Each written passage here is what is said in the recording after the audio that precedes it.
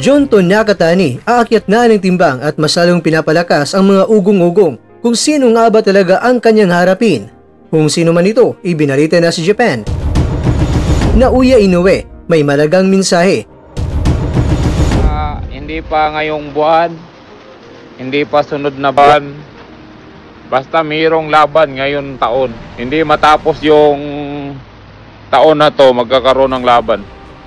Coach Jason Casimero, ilang beses nang nangangako na may laban talaga si Janriel Casimero na paparating. Pero ang tanong, ano kaya ang magiging epekto sa magiging performance ni Casimero kung aakit na siya sa ring at lalong-lalo na natagalan na hindi pa siya nakalaban? Ano kaya ang mabuti at maaring hindi magandang epekto nito? Dito po galing mga kwento ang balitang ibabagi ko sa inyo. Kaya tara, kwentuhan na!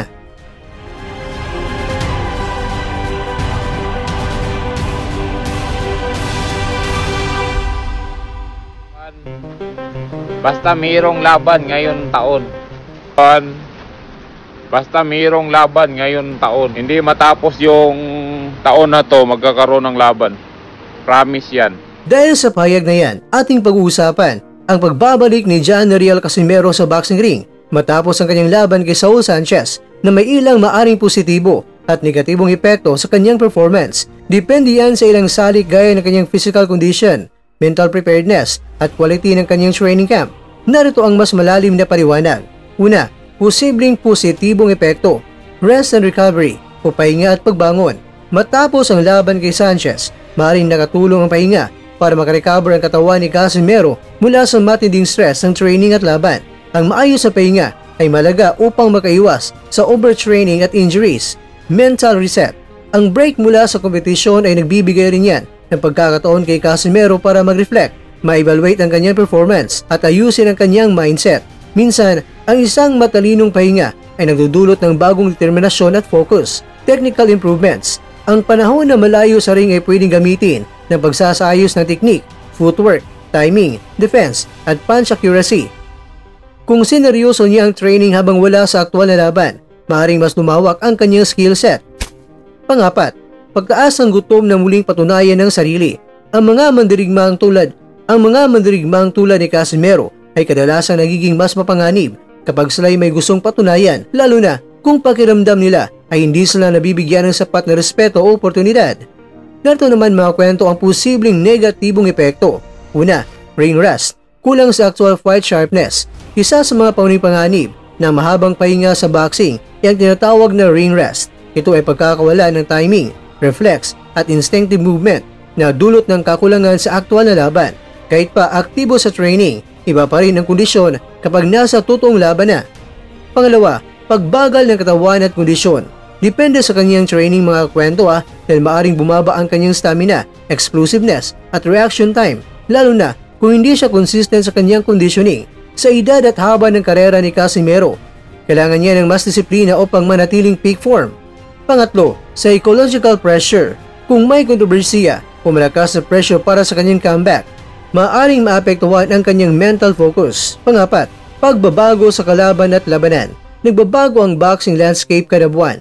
May mga bagong fighters, ibang styles at mas batang mandirigma. Kung hindi nakasabay si Casimero sa bagong estilo ng laban, baka mahirapan siyang bumalik sa dati niyang dominance.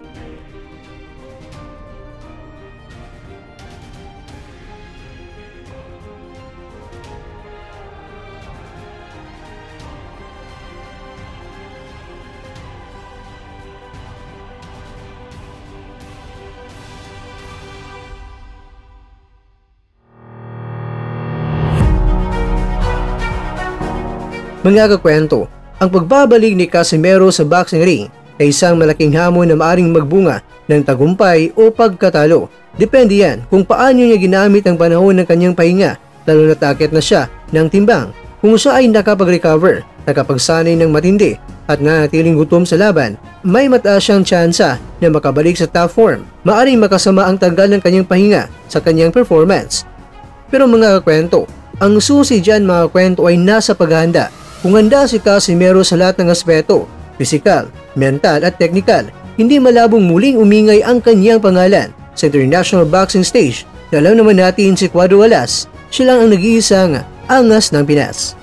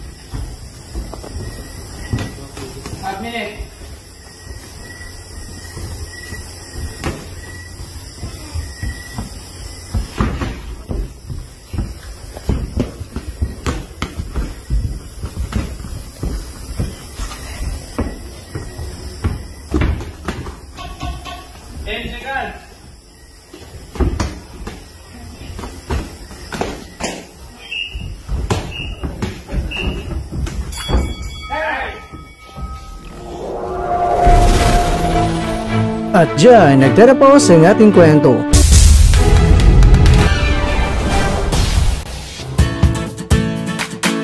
Maraming salamat mga kakwento sa inyong panonood. Pero baka naman mga kakwento ay nagustuhan niyo po ang kwento natin ngayon.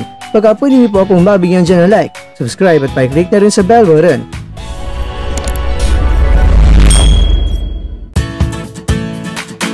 Pero bago tayo tatapos mga kwento, syempre, shoutout po muna tayo dyan sa ating mga kakwento. Kay kakwentong Nolan Paanyo, kay kakwentong Gabriel Nalasa, kay kakwentong Alan Pilotos, at kakwentong nanunod ngayon, shoutout sa iyo dyan. Bueno, hanggang dito na po muna ang ating kwentuhan, at abangan nyo na po ating susunod na video. At dito na po yan sa isang channel na kung saan maaring ito'y mga kwentong di pa na kwento sa inyo.